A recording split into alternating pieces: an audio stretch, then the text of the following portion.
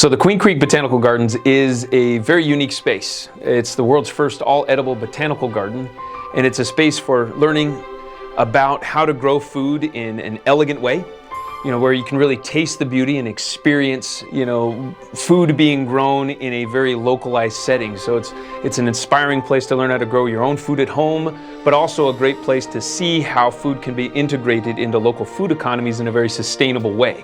The Queen Creek Botanical Gardens is an example of its own taste the beauty format, where it's a beautiful space, very serene, lots of different little subclimates and themed gardens. The idea for the Queen Creek Botanical Gardens really started, I guess, in my backyard. I was doing a lot of this stuff in a very small scale in an HOA environment in Gilbert, and developer Lonnie McLeave actually showed up at one of my tours. And from that conversation and what he experienced there, and his wife Debbie, they were inspired by what we were creating at a small scale, and he says, "Can you scale this up a bit?" And from that point, about 6 years ago, it kind of developed into, well, what could we do at a much larger space? If we had a lake, if we had better soil, better water resources.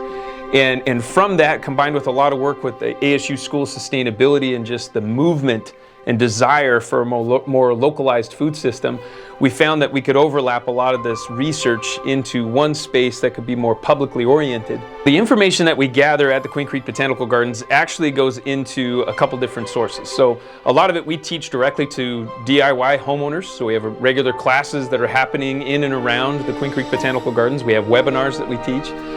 We have affiliates in 17 states now that are actually watching what we're doing and studying from us. We decided on Queen Creek because it's very open to an agritainment perspective on the world. It still held a lot of, and still holds a lot of that agricultural fervor and the spirit of agriculture. It's still here. It feels great being nominated for an Emerging Business of the Year here in Queen Creek, because I feel that's exactly what we are. We're just barely getting started. And so it feels great to just be seen or acknowledged that we're up to something, and that others see that, and they see that there's more than what we've already been able to provide. And it's great.